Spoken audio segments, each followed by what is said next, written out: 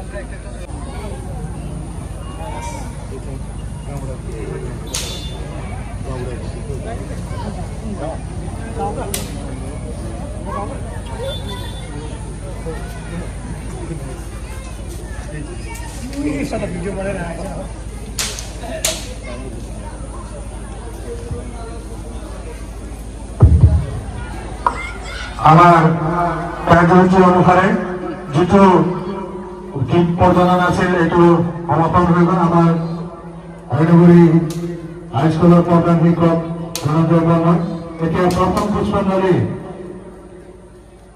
অৰ্পণ কৰিবলৈ আমাৰ শিক্ষাগুৰু এই গাঁৱৰে কেশৱ চেত্ৰী মহোদয়ক মই অনুৰোধ জনাইছো আৰু ইগতি কেন্দ্ৰীয় যাতে জ্বলাই দিয়ে তাৰ কাৰণে মই তেখেতক বিনম্ৰতাৰে আহ্বান জনাইছো। এতিয়া আমাৰ গীত প্ৰজননৰ কাৰ্যসূচী আৰু শ্ৰদ্ধাঞ্জলি অৰ্পণৰ যোনটো বুজি এইটো সমাগত চলি আছে। ইয়াৰ পিছতে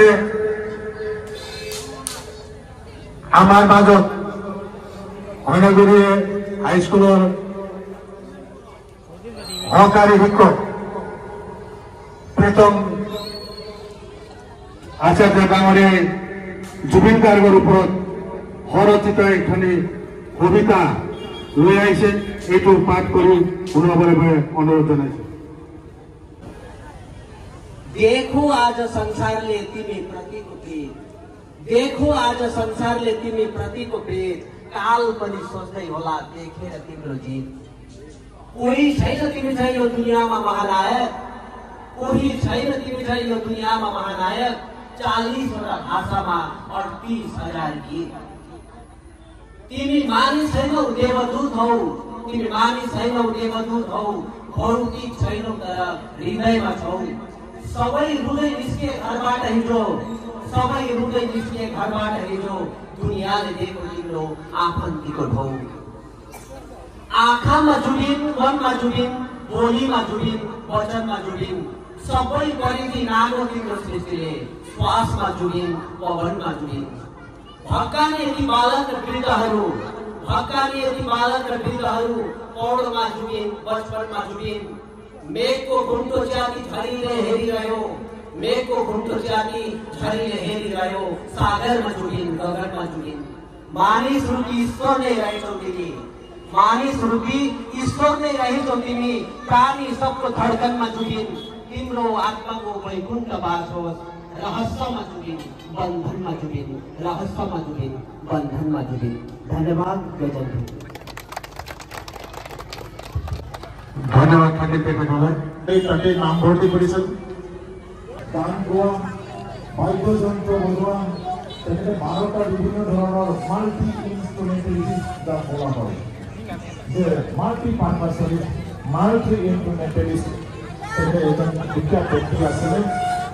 তো এনে ধৰণৰ এজন এইটো তাৰপিছত তেওঁ মানে যিগৰাকী সাংস্কৃতিক জগত ইয়াক আগুৱাই লৈ যোৱাৰ কাৰণে তেওঁ মানে বহুত চেষ্টা কৰিছিল আৰু ভাল এটা সুনাম অৰ্জন কৰিবলৈ সক্ষম হৈছিল।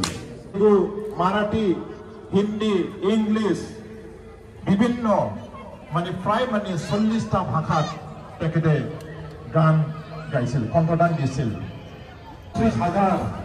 38,000 তেখেতে মানে গান গাইছিল। আমাৰ এই হৰিণগুৰি অঞ্চলৰ বিভিন্ন গাঁৱৰ সন্মানীয় গাঁওবুঢ়া বুদ্ধিজীৱীসকল আমাৰ মাজত উপস্থিত আছে। প্ৰথমতে মই টাঙাবাৰী গাঁৱৰ গাঁওবুঢ়া শ্ৰীযুত বাবুৰাম বসুমতাৰীক পুষ্পাঞ্জলি অৰ্পণ কৰিবলৈ মই অনুৰোধ জনাইছো। আৰু তেখেতক এইগুছি কেন্দ্ৰীয় জৰাই তেখেতৰ যাতে আত্মাৰ সদ্গতি কামনা কৰে তাৰ বাবে মই আহ্বান জনাইছো।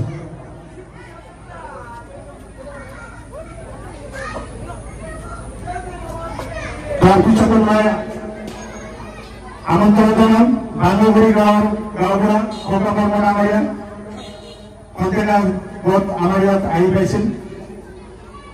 আমাৰ গাঁৱৰ বান্ধবী গাঁৱৰ সন্মানীয় গাঁওবুঢ়া বন্ধুঘৰ কৰ্ম ডাঙৰীয়া আপুনি যাতে নাথাকিও উপস্থিত হ'ব লাগে ভাষাবাণী কৰি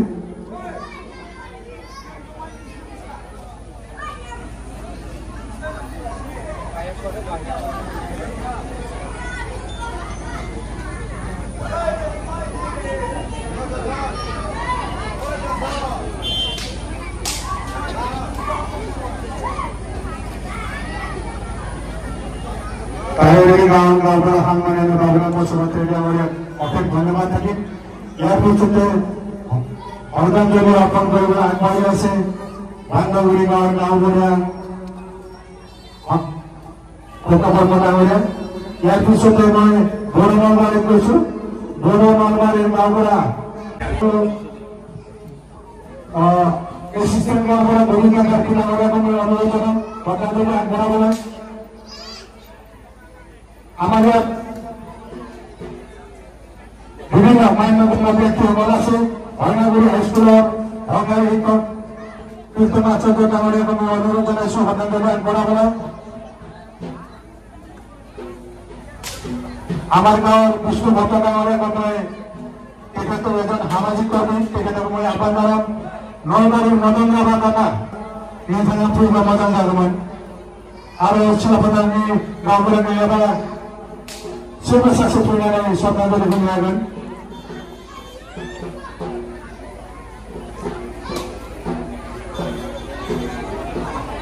ইয়াৰ পিছতে আমাৰ ইয়াত বিভিন্ন জাতি জনগোষ্ঠী ভাষা ভাষী আমি বহুত আছে। প্ৰত্যেকৰ আমাৰ কৰ্তব্য আমি যাতে এই মহান শিল্পীগৰাকী এগোছি চাকি জ্বলাই আৰু শ্ৰদ্ধাঞ্জলি দিল্লীত পরে বিরাট হুলস্থুল, বোম্বে পরে বিরাট হুলস্থুল। মানুষজন কি আছিল, কোন আছিল, এই ধরনের কথা। এই মহান শিল্পীগৰাকী আমি চিনিব পৰা নাছিলো।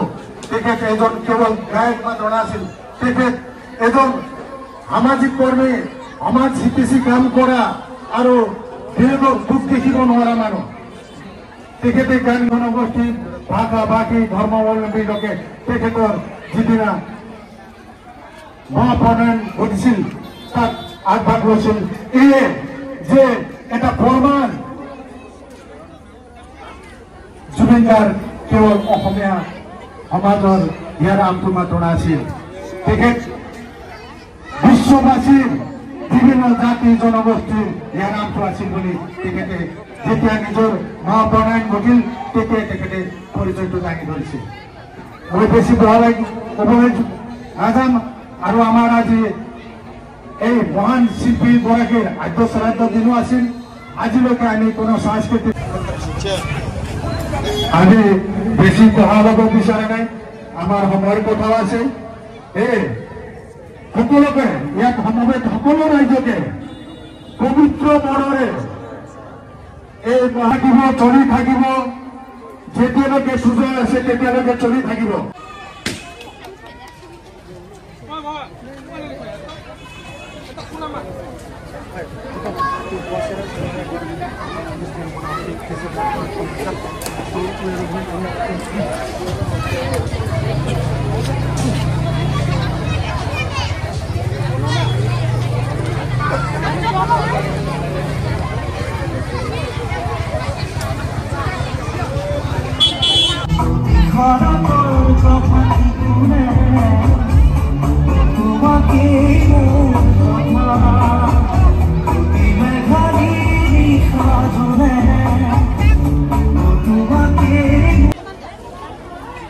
আজি আমাৰ এই ভৈৰৱগুৰি অঞ্চলৰ সাৰ্বজনীন দুৰ্গা পূজা মণ্ডপত অসমৰ মহান শিল্পীগৰাকী জুবিন গাৰ্গৰ শ্ৰদ্ধাঞ্জলি অনুষ্ঠানত সমবেত অঞ্চলৰ বিভিন্ন গাঁৱৰ গাঁওবুঢ়াসকল আছিল। তেখেতসকলৰ উপস্থিতিত আৰু ৰাইজৰ উপস্থিতিত আমাৰ হিয়াৰ আমঠু জুবিন গাৰ্গ ডাঙৰীয়াল লৈ আমাৰ এই অঞ্চলৰ ৰাইজে শ্ৰদ্ধাঞ্জলি জ্ঞাপন কৰে। আৰু আমাৰ মহান শিল্পীগৰাকী তেখেত আমাৰ কেৱল অসমৰ ভিতৰতে সীমাবদ্ধ নাথাকি ভাৰতৰ পূৰ্বোত্তৰ অঞ্চল লগতে তেখেতক আন্তঃৰাষ্ট্ৰীয় পৰ্যায়তো এখন খ্যাতনামা শিল্পীগৰাকী হিচাপে ৰাইজে ৰিকগনাইজ কৰিছিল। আৰু তেখেতে নিজৰ প্ৰচেষ্টা নিজৰ একাগ্ৰতাৰ ফলত বিশ্ববাসীৰ ওচৰত নিজে এজন হিয়াৰ আমঠু হ'ব পাৰিছিল। প্ৰত্যেক জাতি জনগোষ্ঠী ধৰ্মাৱলম্বী মানুহৰ মনোহৰ বুকুত তেখেতে সোমাব পাৰিছিল। তেখেত কেৱল এজন শিল্পীয়ে নহয়, তেখেত সামাজিক সক্ৰিয়তা কামতো আগভাগ লৈছিল। তেখেতে যিজন এজন ব্যক্তি আছিল মানে মুম্বাইত থাকিও তেখেতে মুম্বাইৰ যি সকলো সুবিধা ত্যাগ কৰি নিজৰ মাতৃভূমিক সেৱা কৰিবৰ কাৰণে তাৰ পৰা ঢাপলি মেলি অসমলৈ আহিছিল। তেখেতে কৈছিল টকা পইচা থাকিব আহিব যাব, কিন্তু মই মোৰ মাতৃভূমি মই সকলো সময়তে মই নাপাম। এইকাৰণে মই মাতৃভূমিৰ থাকি মই আমাৰ অসমৰ পূৰ্বোত্তৰ অঞ্চলৰ মানুহকে সেৱা কৰি যাম। বিভিন্ন জাতি জনগোষ্ঠী ধৰ্মাৱলম্বী মানুহ গৰীব নিচিলা মানুহৰ ওচৰত মই সদায় থাকিম। মই এই মুম্বাইৰ ৰাজকীয় যিটো কিবা আছে লাইফষ্টাইল, ইয়াত মই থাকিব নোৱাৰিম, মই অসমতে যাম, মোৰ মাতৃভূমিত যাম বুলি তেখেত গুচি আহিছিল। তেখেতৰ যিটো অৱদান বা যিটো তেখেতৰ সমাজৰ প্ৰতি দেন, এইটো আমি কাহানিও পাহৰিব নোৱাৰোঁ। আজি আমি একদম মৰমাহত আজি তেখেতৰ আদ্য শ্ৰাদ্ধলৈকে আমি কোনো আমাৰ ইয়াত সাংস্কৃতিক অনুষ্ঠান পতা নাছিলোঁ, কেৱল অলপ আৰতি কৰিয়ে আমি সমাপন কৰিছিলোঁ। আজি আমি অলপ হ'লেও আমি সাংস্কৃতিক অনুষ্ঠান পাতিবলৈ লৈছোঁ আৰু ইয়াত সকলোৰে ওচৰত আমি ক্ষমা বিচাৰিছোঁ, কিয়নো পূজাৰ সময় সকলোৰে ডিমাণ্ড এইটো আমি নিশ্চয় চাব লাগিব। কিন্তু মই এইখিনিতে আপোনালোকক অৱগত কৰাব বিচাৰোঁ, এই শিল্পীগৰাকীক যাতে এই 13 দিনৰ আদ্য শ্ৰাদ্ধ হৈ যোৱাৰ পিছত আমি আমাৰ মনৰ পৰা নিশ্চয় পাহৰিব নোৱাৰিম।